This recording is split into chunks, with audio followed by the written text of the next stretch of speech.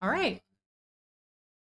Hello, hello. I hope you guys can see us. We are live, no delay. So let me check the chat. Go ahead and type hello if you guys can see us. There should be no delay.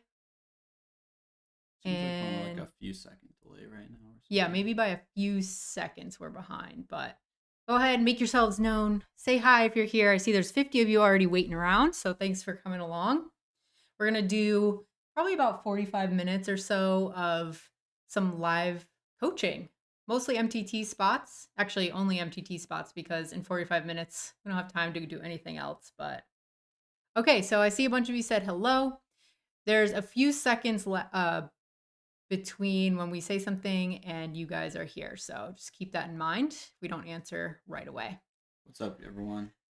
Yes, let me introduce you guys to Jesse if you don't already know him. Do you want to say anything about yourself or Nah, about you coaching you or do much better introductions let about me know me if than you I guys do. can hear him talking. Say something else again. Hello, can you all hear me? Yep. I was Okay. I was projecting a bit more just now, but I don't know if you could hear me before. I was kind of muttering. He's trying to act all cool, but he's really good at coaching and once we get into some hands and it's not all awkward like we're just welcoming you. Wait, this is me Um acting cool. What does me not acting uncool look like? okay.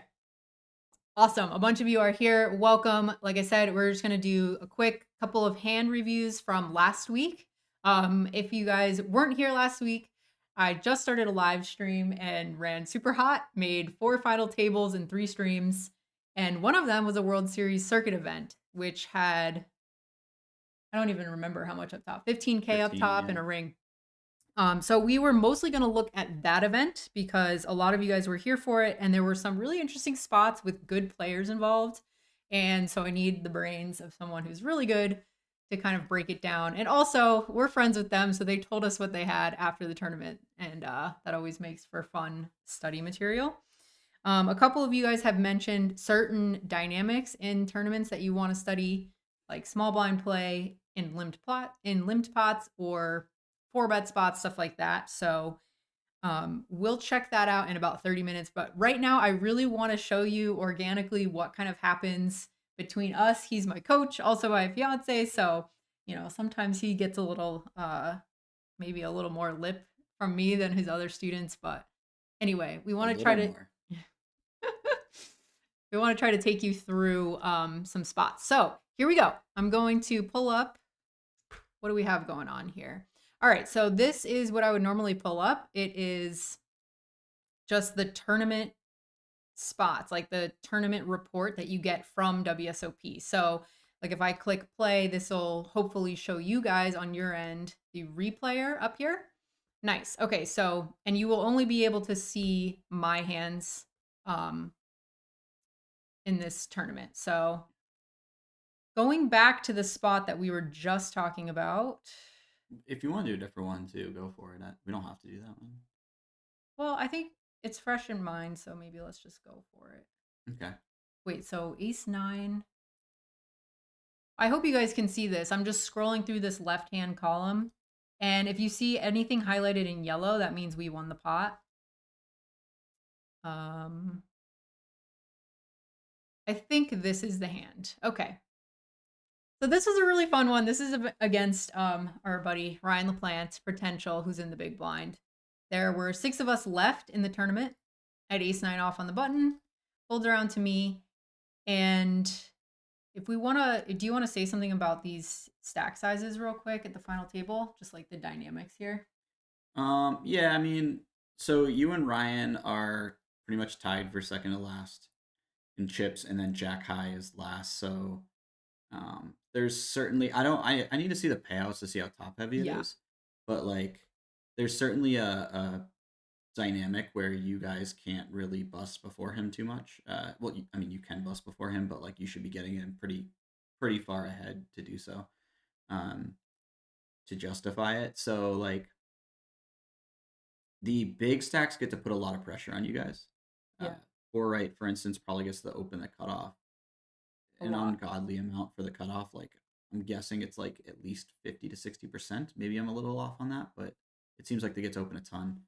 Um, maybe the way that stacks are set up, it's a little bit less than that. But anyways, so first and foremost, I think uh the hands that we want to min raise are mostly suited hands here, and I think that a lot of these hands that like especially the ace highs that are offsuit, we want to be shoving for 18 bigs.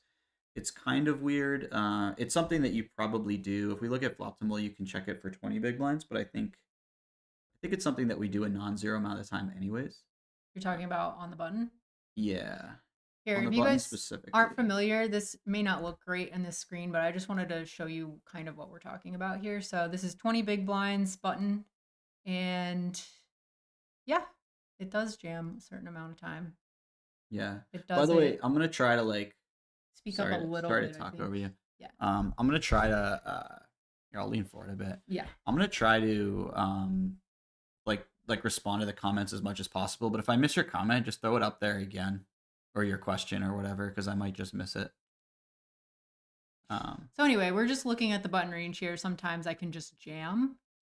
Yeah, and then I think you're a little shorter than 20 big blinds, and the problem with opening too much is that um, I think somebody covered it in the chat actually, but Trigabet gets to shove on you a lot. Actually, both players can shove on you a lot because your calling range has to be so tight. Yeah. So if your calling range is very tight, then your opening range can't be super wide, or else you just get shoved on too much, Yeah. and you can't do anything about it.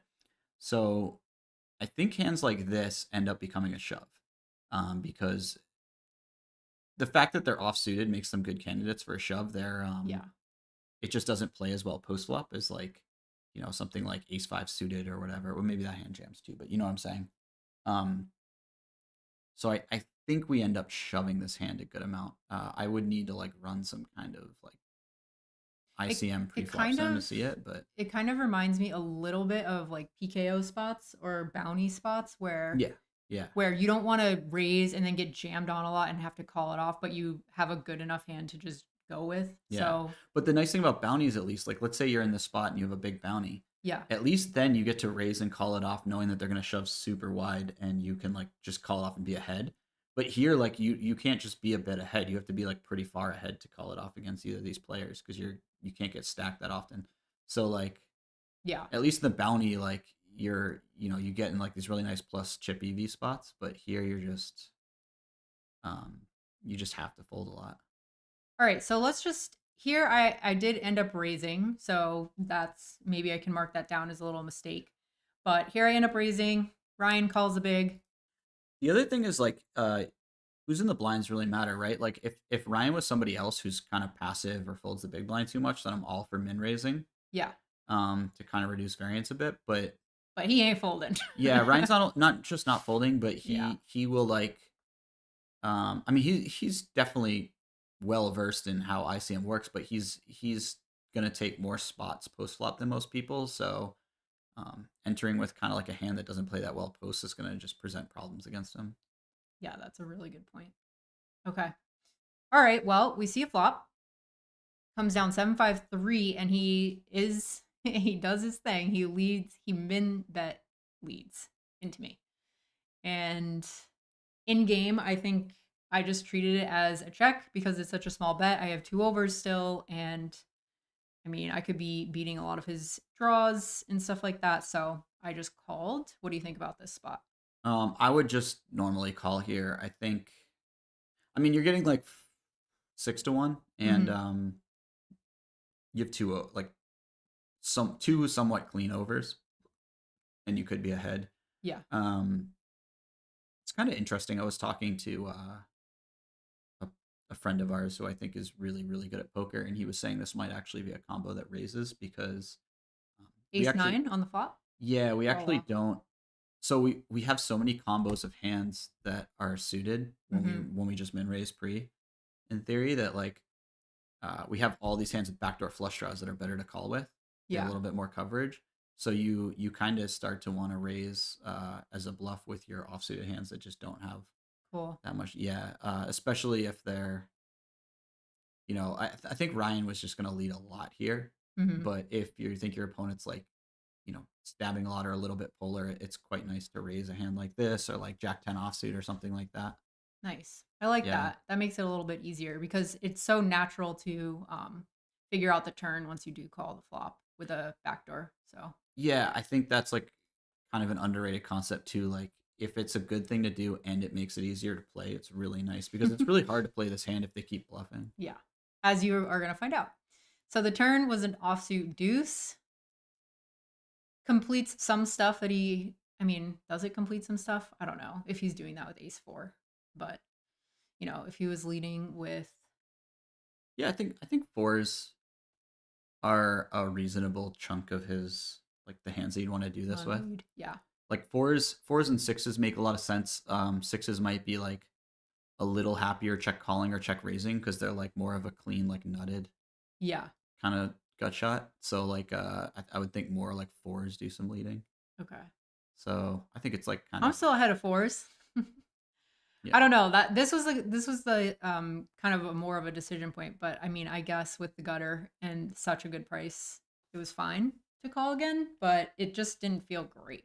I think it's pretty close to be honest. Like Yeah, the problem is like I'm not sure if how often we're gonna get like a free river yeah, because I think he's gonna be some like pretty aware that when you call twice you have like a bunch of ace highs here. And it's like a pretty good board at triple and not a very good board at double in that sense. mm-hmm. So I kind of feel like we're gonna see a bet a lot, and then I don't know how clean like a four is for us, and I don't know how clean an ace is for us. So I feel like a little bit concerned that like the outs that do hit us are gonna like Like reverse implied odds yeah when they're you gonna call. they could definitely cost us some money. Like we're not folding on a four, but like, I think a six is like a decent chunk of the hands, and then like I mean there's still like some ICM like keeping these chips I is know. useful. So I think it's super close. I might lean towards a fold, but if I did, it's probably not a fold I want people to know about too often. Cause like, Yeah. yeah, What do you mean in front of however many people were here? yeah. I Maybe mean, that does play a little bit into it because I have to be honest, it feels like very similar to the first time when you're on a live stream yeah, yeah. I know what you or mean. when you see all these people that make a World Series final table and they just punt and everybody's like, how could they do that? And it's like, this is the first time they've ever been on a stream with the lights and the cameras and your heart is just pumping and sometimes you just do things and you can't even explain it 5 minutes after you've done it. And definitely being new to streaming, I think played a little bit into some of the hands, and this might have been one of them because it just felt like vomit to fold. But And I agree. I've streamed before, and I feel like there's also this factor. Tell me if this was going on, but it's like I don't want to do anything super exploitable because then people are watching it and they'll see that they can exploit me later Oh on. well, I've been vlogging all year and showing all That's the true. spots where you can just get me to fold. So I'm past that, I guess. But I That's do true. like your point about hanging on to the chips so that there is a huge difference still between me and Jack High. I think there's a lot of value, right? Like you were saying, in just preserving even these 50K chips with Jack High having 200. If I'm down to now 330, I'm just starting to like close that gap where I become more and more the short stack. So anyway, but in game I called and the river was another three. Yeah, And Ryan, yeah. He leads tiny. he bet 50K again. Ugh. I think And this I is the spot where you're talking about on the turn. Like you're gonna hate the river a lot. yeah. I mean, I didn't really expect him to bet this size. I guess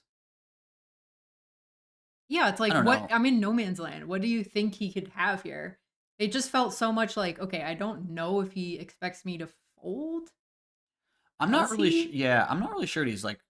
I mean, I guess he's like saying, "Oh, I have like some sevens or a five here, Mm-hmm. and I'm betting the size." I really like kind of doubt that he would bet the size with a three or a straight ever. So he's kind of like repping some block value bets, which is fine. Um, I think like your river decision here because you're getting a really good price, but like I think your river decision's really based on how much you think he's leading the flop and continuing on the turn because Yeah. if he's leading like a lot of hands, then you're probably getting a pretty good. I mean, you're getting nearly 7-1. You need to win like Yeah. without ICM, you need to win like 13% of the time or something. Um, but a lot of stuff got there, sort of. Yeah. So I guess every 4 and every 6 missed. Yeah, I'd probably just flick it in by the river. Ugh. It's just too good of a price, and like everything missed. I don't. I'd expect to kind of get like owned, and he just has a 5 a lot because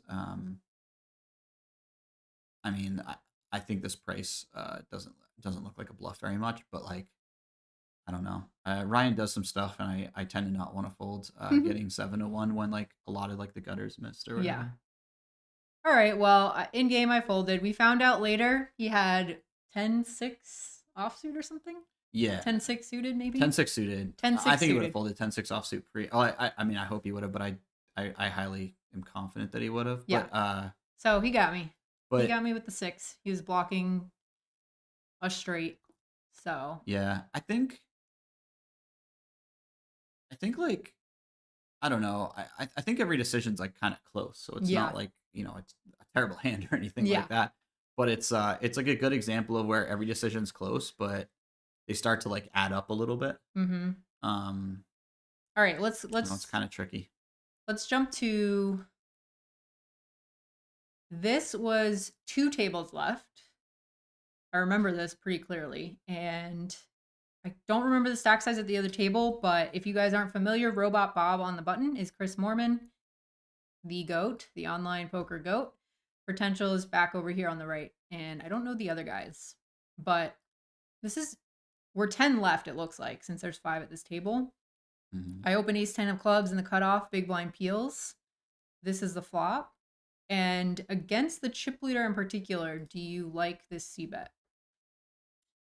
Yeah, I think this is pretty close, and it can go either way. One nice thing about c-betting here is like, if he's a pretty active chip leader, he's going to do a fair bit of check raising, and that's going to like his check raise bluffs are going to not have a great time against our hand. Yeah, that's like, true. We're probably going to call flop, and then we're going to make decisions on the turn, but like, unless he has a very strong hand, it's going to be difficult for him to win the pot when we're in position. Like we're going to float, we're going to win like with turn bets. We're going to, we could potentially do some like shoving over a turn bet if we think that he's like just getting after it. On the other hand, like it's kind of a nice hand to check. Like you have a lot of like backdoor straight draws covered. It's really nice to have like a strong club hand in your range so that when a club comes off, if they just start blasting. Yeah. Your hand is likely to be the best hand, but if it's not the best hand, it's not like you're getting a fold. So like you kind of keep in all the hands you have crushed in your if you had like ace queen of clubs, I'd be highly confident that we just bet because I think he'll have enough ace highs that he'll call that we get value from. But like if you have, ace 3 of clubs here, I'd probably check. Yeah. Also, obviously, like ace 10 has more equity than ace 3 because like, it's another overcard like an 8 or a 5. So like I kind of divide it up like that. I'd probably use like my strongest clubs, ace high clubs as a bet, and some of like my lower ones as a check sometimes. Okay. I like that. I do like that. Do you like this sizing, or was this kind of meh? Sometimes my my mouse was whatever, so this looks like it was a big blind. What were your thoughts? Like, why did you choose this sizing? Well, I know I just decided to bet because I got to the I kept timing out. Oh, okay. So maybe I would go a tiny bit smaller if I was being precise. What do you think? I'm not 100% how this board plays. Like, I have a feeling there's a lot of gut shots and stuff on it. Yeah. So I had a feeling that like a bigger bet was good. Yeah. That said, like there's some ICM going on, so you don't you can size down a little bit with your bet sizes. And then I'm not even sure if it's a bigger bet. So if you want to like hedge a little bit, I think the size, like a half potish size, would be kind of reasonable. Some people, I like, me, I hate half pot on the flop. Some people in the chat said, in the big blind, doesn't the flop smash his range, as Plato Poker said? So he's saying that shouldn't we check more because this is really good for espresso? Okay, yeah. So it's good for his range in the sense that like he has a lot of non-whiffs on this board. Like he has a ton of gutters. He's got like 7-9 for a double gutter. He's got 9-10 for an open ender. He's got 6-7 for an open ender. He's got 7-10. He's got queen 9. He's got like there's a billion gutters on this board, right? And he's got some clubs. He's got some hearts for backdoor flush draws. He's got obviously a bunch of jacks, a bunch of eights, a bunch of fives. Um, he doesn't have. I don't think he has like infinite super strong hands. Um, he's got. Yeah, because if the big one's 25K, is that right? Yeah, if the big nope, big blind is 12.5. Yeah, so you're like 40 40 deep, bigs, yeah. right? Yeah. Even a yeah, you're like 40 deep. So he's probably not. I think at this stage of the tournament, he's just always calling eights. I don't know if he actually does or not, but he's certainly three betting jacks. Yeah. So he doesn't have pocket jacks. He can have the other sets. He's got like jack five suited potentially and jack eight suited potentially, but like you really shouldn't have jack five offsuit, and like he may not have jack eight offsuit. So like he's probably missing a bunch of the two pairs. So what ends up happening is like you have this board where like he hits it to some extent a lot, but he doesn't hit it that hard that often. Yeah. So like what do we do in that spot? Yeah. No, I'm saying Oh, like oh, you're asking me. yeah, like if that's true, like what do we do?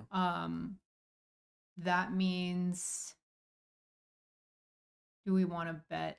Wait, can you say that again? Sorry. So he's got a range of hand like he hits this board a lot, but not super hard. He doesn't have like all the nutted hands. Yeah. Um, well then I think we can bet a little bigger, right? Yeah, I would bet like less often. Less often, but for a bigger sizing. Yeah. Okay. Okay. And that makes it like I think that's you always want to pick a size that puts a lot of his hands that might continue against some sizes in like we call it in jail, but like just make it really hard on them. Yeah. Um Like you can't have the nuts. I'm gonna bet like the Michael Adamo style. Where yeah. it's like So I think especially with ICM like dictating that we do want to have some checks anyways, I think we check this board a bit and we bet somewhat large when we have it. okay. I might run it later and find out that like I'm completely wrong. And of course, you can always bet like a third pot in position on almost any board, and it's not like that bad of a strategy with your whole range. Like if you're heads up against a big blind, but like in this particular spot, I think I'd like a bigger bet. Okay. Who said that? That was a really good thing to point out that Play-Doh they hit the poker board a lot. and so cool. Thanks, So cool. guys. All right, so let's take it to the turn. Turn is a king of hearts. Before you see what I do, and I don't know if you remember what I did. What do you like on this turn? And if you guys didn't see the stream, you can say what you would like on this turn too before I show you. Yeah, this is a tricky one. So It is. Okay, good. I'm glad that you think it is because I was like very confused. yeah, I mean, Could go either way. so on the plus side, like a king is obviously Better for us. yeah, like he's not check calling like king nine, so Yeah. that's good. Yeah. Our stack size is really awkward where if we bet large and he shoves, Yes. it really sucks for us. Yeah. I think when that's true, normally we want to actually check a hand like this and we want to bet something that's like way worse as a bluff. So like let's say we have like Yeah, this is almost too good, but you would really not like it. to get yeah, like shoved on. let's say I don't know if you open this, but like let's say you have like 6-4 diamonds, like that'd be a great hand to bet here. Or even like ace three of spades might be a reasonable hand to bet here, and then jam river. Just like turning some hands into like some non-intuitive hands into bluffs and not betting this one is kind of nice. Also like the king of hearts is kind of annoying because you know some portion of his range that called has hearts in it, and that also can find like let's say is like 8x of hearts. Now he can check shove that hand, which really sucks for us. Or at least he's not folding it. Yeah. So like if it was an offsuit king, I'd be a little happier betting this hand. I think you could probably get away with a block bet with this hand. So like you could bet like 40% or 35% or something like Okay. that. I think that's like not unreasonable at all. We have some people in the chat saying 75K bet. Somebody said check. So cool said I would check, but I'm a nit. Greg said continue with your story and take it down here. So yeah, it's definitely a spot that people are gonna have different opinions on. But you kind of worked out you like 40% maybe I don't mind check. if you bet. Yeah, I think this is the kind of hand that just wants to block bet. But block bet isn't even like achieving that much, just pushing equity a little bit. But like I mean, you're not getting called by worse, Yeah. unless they have like ace three of hearts or something like that. So Alex asked a good question. He said, "Is blocking from in position on the turn common?" Because most of the time uh, you see, I think he's talking about because most of the time you see these days that you bet bigger on the turn if you're gonna bet. yeah, I think it's common in the sense that you want to do it sometimes with hands that want to get a cheap showdown, and so instead of like checking back and calling a river for like 80% a pot, you just bet like 40% a pot, and you get to check back river. Um, Obviously, like if you're just doing that with like your weaker value hands, that's gonna go poorly if they figure it out. So you have to mix in some stronger hands. Yeah. But first of all, they have to figure that out, and second of all, it's not that hard to mix in stronger hands occasionally.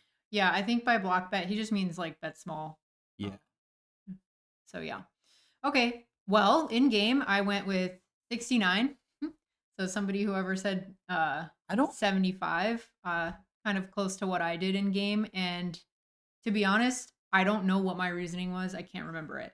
I think I saw a king and I saw that it improved my draw, and I just was like, all right, I can get him to fold an 8 or a 5 on this turn, but I'm not I might that might hero me on the river. So what Tiger do you Exotic said lame, rip it all in. Yeah, I don't. I think like you have a hand in a situation where it's like all options are kind of on the table, but I don't mind this size either because it really makes their life terrible with an 8 or a 5. If you pick my block size, maybe my block size isn't perfect, but like if you pick my block size, I don't know if that achieves getting an 8 to always fold, but like this size probably does. You know what I'm saying? And like they're more likely, not more likely to have an 8 or a 5, but like they're gonna check raise a jack some percentage of the time. So like, you know, their jacks get raised, but their eights don't for the most part. So like Yeah. you want to kind of target an 8, not a jack. Also, So jack should just not fold. I think maybe my in my brain it was too specific. Like I want to get an 8 to fold or I want to get a 5 to fold, but that's kind of where it stopped. So I don't think that's unreasonable. Also, like if he's been kind of like on the passive side and you just don't think he's gonna check shove like 5x of hearts ever, yeah. or like 6 7, well 6 7 hearts probably finds the jam, but like uh, if you think he's just gonna like play it kind of cool with a bunch of his hands, then I think it's really nice to just bet Okay. here. I would have been really sad if I got jammed on, but I would have had to go with it, right? Or check raise. Let's say he made it. I mean, what could he make it anyway? He Yeah, I he mean would be it's raising so to like half awkward. my stack. So He'd be shoving, I yeah, think. he would just be jamming, and I would just have to what? Go with it? I mean, you're calling off 400 to win. It's gonna be like 400 to win like a A million million? five. Yeah. I mean, I would assume. I mean, it's super close, but I would assume it's a call because they can have potentially some worse draws. But there's just not that many worse draws, so it's like kind of annoying. There's like, Yeah, especially with the 10, having the 10 stuff. well, I would assume that they're not shoving hearts unless they have a pair or like 9 10 of hearts, 7 9 of hearts, queen 10 of hearts, 6 7 of hearts. Like it needs to be some kind of combo draw, even like Yeah. 10 7 of hearts. Um, so that's like very very few. Like I just named all the Yeah, combos. Like yeah. there's like not that many of them. So you're generally going to be up against like some sort of two pair hand where you have 12 outs, um, or whatever. But you always have 12 outs. So Yeah. yeah, I mean it's going to be a really really gross spot, which is part of why You want to check. I tend to want to check. This is Um, also too, I mean, 10 left in the tournament. I think maybe it's a little bit different if it's like, level 1. the thing is too, like just because we're checking this hand doesn't mean we're not bluffing the turn. Like we could bluff the turn plenty and still check this hand. You know Yeah. what I mean? Yeah, yeah, yeah. Um, All right, so he does make the call. We bank it on the river. that's real Really nice. nice feeling. What sizing do you go now that we got in here? Uh, I remember tanking about this because I was not sure. Um, it's always weird when the flush gets there because you feel like if you go big and you only have flushes, then it's like how yeah, often do people just bluff like the naked ace of clubs, what like ace of clubs, whatever other card here, yeah. that's not a pair. I kind of feel like maybe this is just exploitable, but I kind of want to just like go big and polarize ourselves here Okay. because like I mean we open the cutoff like there if we're repping a flush or nothing, they're gonna be a little suspicious that we just have a flush. You know what I mean?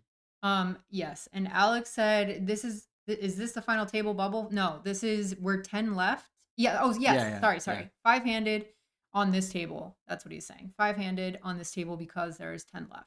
So, final table bubble. Um, who else said so cool wants to know, so does ICM pressure enter the picture on calling this off? We called that turn. Yeah, I mean that's part of the issue, right? Like I think uh normally in game it would be a call, but now that there's not like a ton of ICM, but there is definitely a bit of ICM and Well, I mean, it's also just like the functionality of my stack going forward. If I do check and then just like, see what happens on the river, like Trigger Bet and Robot are, I mean, look how many chips I already have right here on this turn. I have 470 chips and potential has 130, 290, so we must have been pretty high up on the chip counts at some point. So it'd be a real shame to just kind of like, I don't know. you're talking about if you bet fold the No, turn? if I bet, yeah, he's saying, is there a lot of icing? No, I'm talking about the fact that I did bet. Like I'm leaning more towards I should just check because of the pressure that if Espresso identifies it correctly, he can put on me. Yeah. Yeah.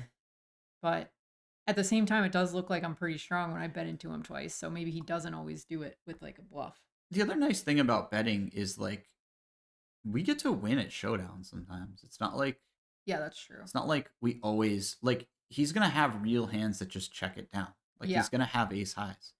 He's gonna have stuff that just checks it down that we beat. I mean it's WSOP.com. Like people I've seen people just check the river with 9-10 because they're afraid to bluff. Like Okay. so we do get to win the pot still when we whiff. Well, he checks to me on this river. Let's pick a sizing real quick. You said big. I went 176. Yeah, I like that a lot. Is I that think too big? no, I don't. I mean, I would think that we want to. I would think that jam is a thing sometimes. For the Normally, full 402 or whatever. yeah, I'd prefer to. It's funny because I said earlier I'd check the flop sometimes with like ace four of clubs or whatever. So like we don't always have it, but I'd Yeah. prefer to like do our shoving with like ace four of clubs. The 10 blocks like a bunch of their possible Yeah. under flushes. So like that little difference means something Yeah. if we're gonna like mix it up. And probably like King X of clubs would have shot a turn or done something different on the flop even. So now it's like Yeah. they probably are really limited on flushes. So I'm not really sure how Yeah. good this was, to be honest. But somebody did ask a question about what the play would have been if we missed the flush on the river, which I also want to know what you think.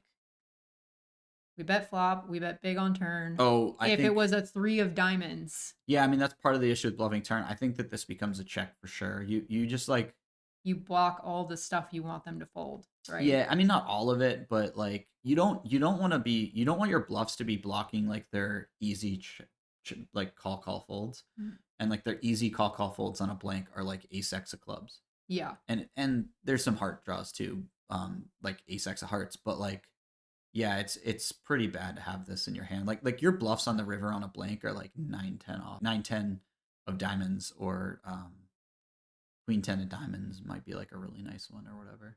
It's certainly not nut clubs. Yeah.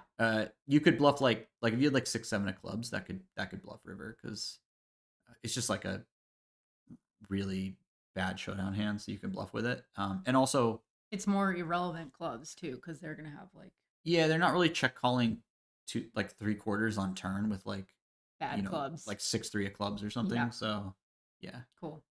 or they shouldn't be, I guess. People do stuff all the time.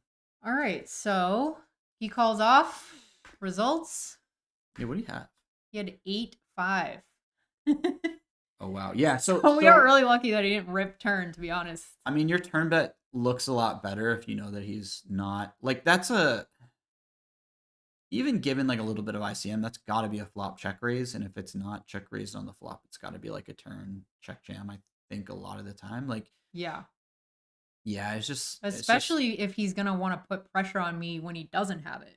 It's like when Yeah. you do have it, you got to go for it. Well, and also there's just like a billion draws. Like he denies equity of those draws, or like gets value from them, and like Yeah. he's just. I mean, he has like the quintessential value raise. Like he's not blocking any of your top pairs. Like if you have king queen on the turn, like that's great for him, Yeah. and like if he had jack five, for instance, on the flop, um, I could almost see slow playing that a little bit more than 8-5 because he blocks some of your like your hands that would bet call, which is Yep. like a jack. But like he doesn't. I mean, you could just have like queen jack all day long. Yeah. Like he really wants to be check raising this hand a ton. It's kind of funny that you don't see a lot of like player types who peel 8-5 offsuit pre here, but then also don't check raise the flop or turn with the hand Yeah. like with two pair. It's pretty rare. So this kind of goes along with the point. A lot of you guys ask about transitioning from cash to tournaments and stuff.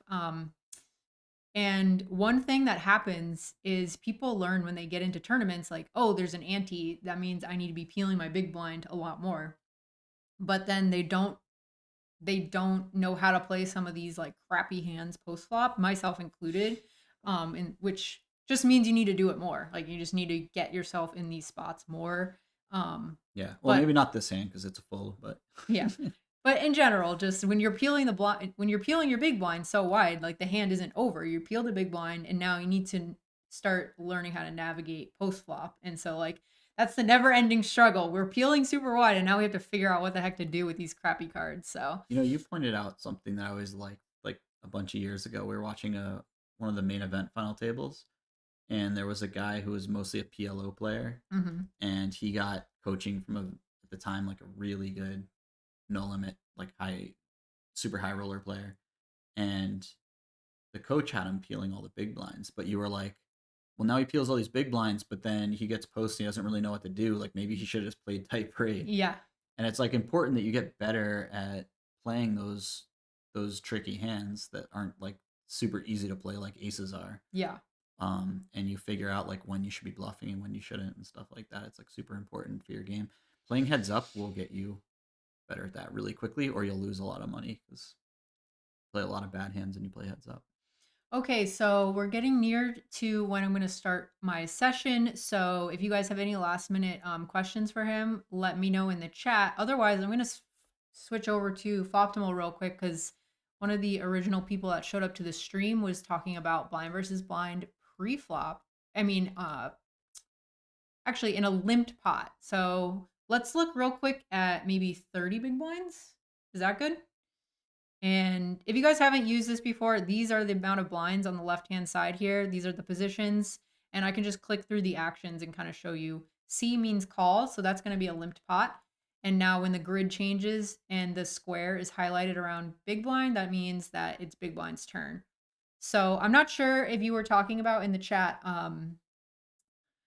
big blind's reaction to small blind limp or if you're talking about post flop, but let's just talk about pre flop real quick and then I'm sure Jesse will I'll try to find a hand here on the side that we played in the circuit event to talk about post flop. And in the meantime, if you haven't yet, go ahead and like the video if you appreciate Jesse being here and us doing this on stream. If you guys really like it, we will do it a little more often. Yeah. Yo, a bunch of you guys are saying really kind words in the chat. I appreciate it. This is fun for us. I mean it's fun for me. It's fun for me too. Good. I don't want to speak for you. All right, so we're in this optimal thing. Here we go. We called in the small blind, and now on 30 big blinds, you can kind of just flip through to like this sidebar. Matt said, how on earth do you remember all that? I assume you mean the ranges. Sorry to interrupt you. No, go ahead. Basically, I wrote like a couple little blogs about it on the Floptimal site, but like I use heuristics a lot. So like I don't memorize these charts. If you have like a photographic memory, good for you. And that'll be great. But for the most part, just remembering the concepts is more important anyways, I think, to like understand why like certain things happen. So like for instance, on a chart like this, like let's say small blind for 30 bigs, my general takeaway would be like, okay, I've got this like nice chunk of green on the top left for value hands. Yep.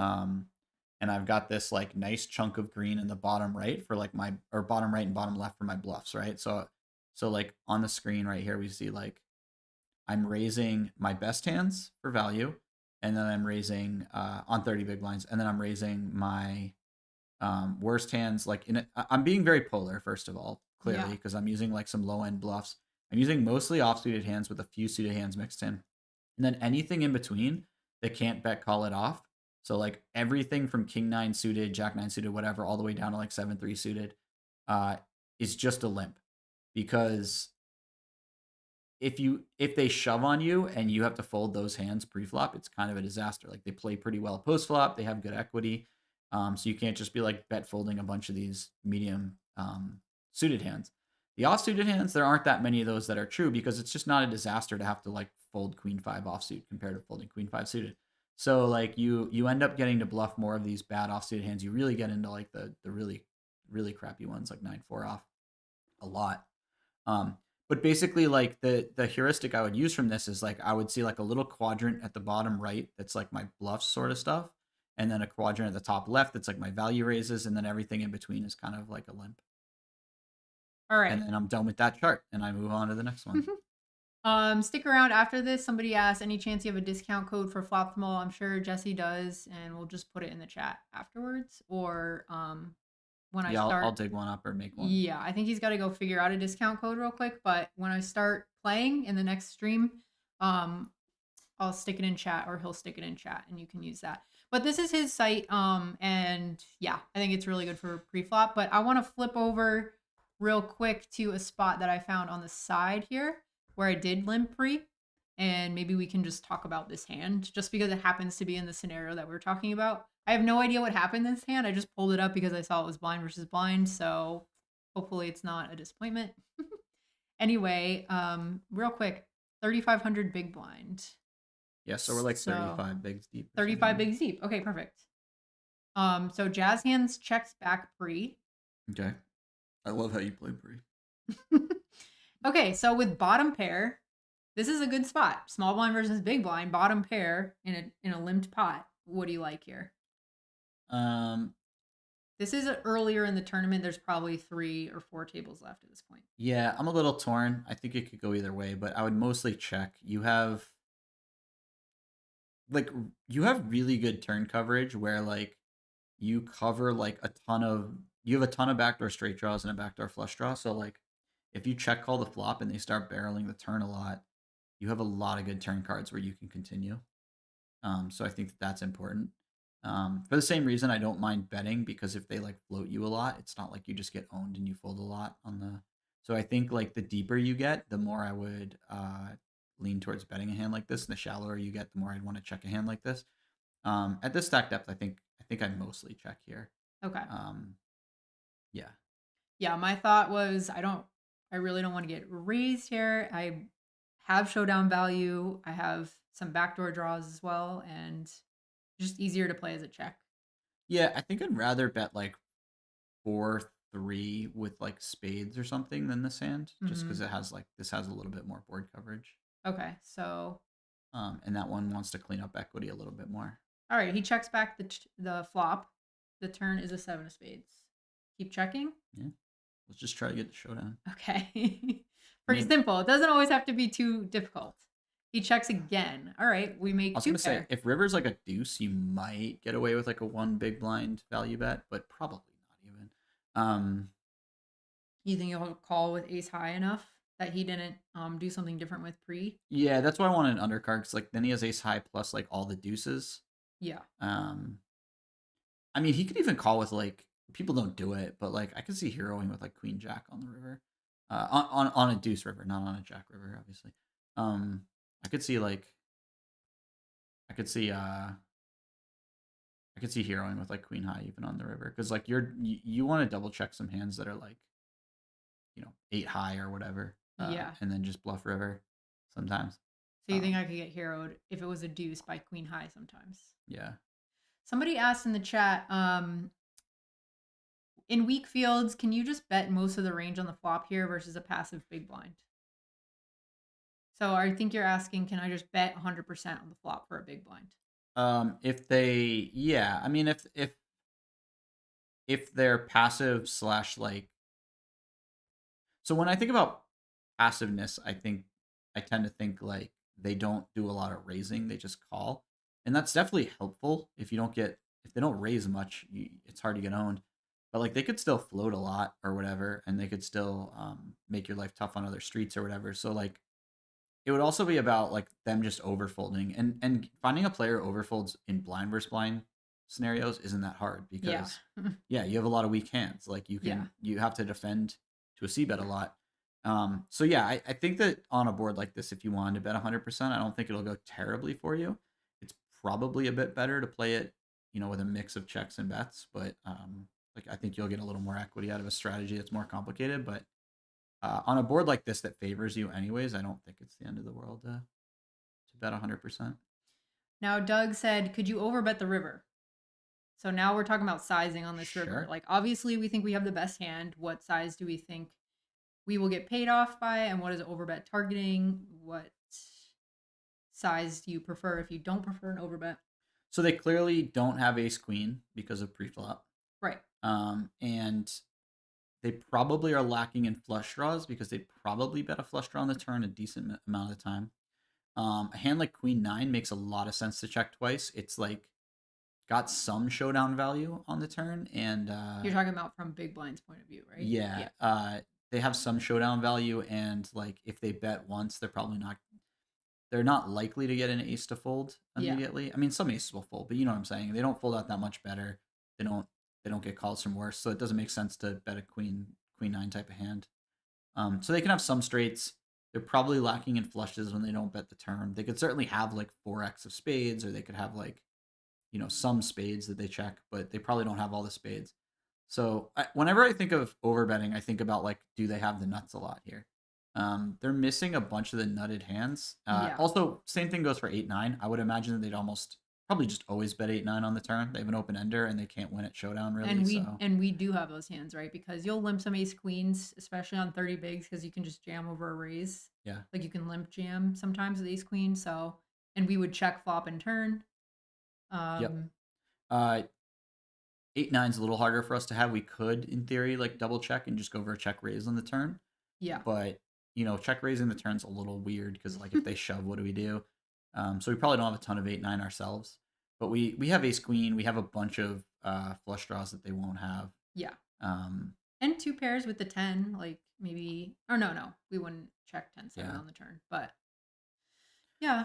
So the question is, do we trap here or do we bet? And I think that when we have, so it's an interesting card because we got 2 pair on the river. Like if we had like 4-7 and we made 2 pair on the turn, they're more likely to hit the river jack, and I like check raising so that we can, get the jack to call.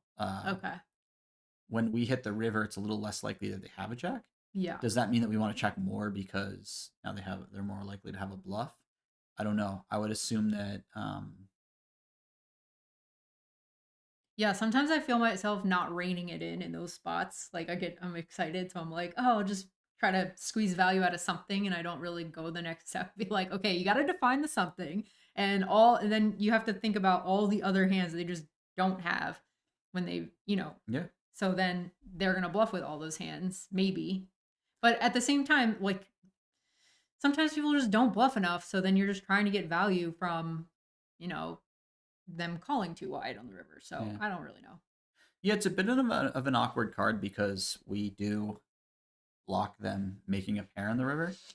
I think if I had like 7-4, I would just overbet the river because so that I want to answers get your the question maximum in the in versus chat. the jack. Yeah. But like against in this situation, I think checking and then check raising against anything that's not like a big bet makes a lot of sense to me. Yeah. Okay, well, let's see what I did. Oh man, I bet. What do you think about this? I don't like hate betting. I think sizing, like, so my general thought is like maybe our standard bet size is pot or something like that, right? Okay. I think sizing down with this exact combo is kind of cool because you do block them rivering like one of the better pairs. So you're you're essentially trying to get a little bit more value out of like their 4x and their 7x and stuff Yeah. because we have a jack. Um, and it's nice to have a hand like this in our range that, in theory at least, that can call a raise. Because if you just always block bet with hands that can't call a raise and they Yeah. raise Yeah. with a Yeah. bluff, it kind of sucks. But But at the same time, I feel like if we did get raised on this river, it's really sad because yeah, I well, don't because think. people don't bluff Yeah, it. you check back twice. Now he's gonna raise river, Yeah, repping like very thin. He's got to think, oh man, I'm just. This can't looks really. can you just have like queen deuce, the queen of spades, or ace of spades X, or Yeah. a nine of spades or Yeah. something like Yeah. that? You I can mean, turn spade into a bluff. Yeah. I think I would really like to, with this hand, if we're gonna block, I think I'd go even smaller Okay. and just block like 35 or 40%. So like Okay. like 4K, 3,500. Yeah. Okay. and then really like try to instigate a raise more. Okay. Because like if you block like Yeah. like Like three and a this. half K, like I think that like a nine of spades could in theory raise. Yeah. And then also you block like 3.5K, like his fours are just gonna like probably hero you, I would assume. It's a little weird because we have a four, but you know what I'm saying. Yes. All right. And it looks like he just folded and we took it down. So probably if we checked, he might have stabbed and we could have made more in that exact spot. But Yeah, I think like the in blinds in this practice, hand, Alex, were 3,500 big blind. So I think in practice, if you're gonna bet, just probably bet kind of at big, like one, oh, big but not huge because you do block them rivering the jack. So like yeah. so you still need to get called by like a 4 or 7. So like maybe your size in practice is kind of cool Yeah. because people just like don't find the bluffs enough. But I think in theory, if you're gonna block, you want to go a little bit smaller. All right, you guys. Somebody said they were late and they hope that we post this. This is gonna show up on my channel under maybe past live streams, or I think it's called something like that. And in a couple of days I'll have it probably trimmed down. And yeah. If you guys like this video, let me know in the chat and let Jesse know. I mean, even if you just message us on the side, I'd love to get your feedback and see if you found this format helpful or if you think a different format would be better. But this is just sort of like warm up mode, get brain ready for streaming. And yeah, thank you for coming on here. Yeah. Giving free coaching. He charges a lot for this normally. So You know what? we got the hookup. You know what I was thinking too? Like if people want to leave comments on this, like it could be cool if I don't know if it's awkward with us sitting here. Maybe it's totally fine, but like I can also Skype in from the other room. Yeah. Or whatever, Zoom in. Yeah. We don't have an overlay for this or any formatting for this yet. This is us just like squished into the webcam so we can talk hands. But yeah, eventually if this is something that you guys really like doing, we can make it part of the channel somehow. But yeah. Appreciate you guys showing up for this. Yeah, nice to see you guys. See a lot of familiar faces in chat, and I'm gonna log off because I'm about ready to start my other session, and I'm sure Jesse will be in the chat if you guys have some extra questions that you were thinking about, or if you want to know more about anything that we talked about today. So, thanks, babe. Love you. Bye, guys.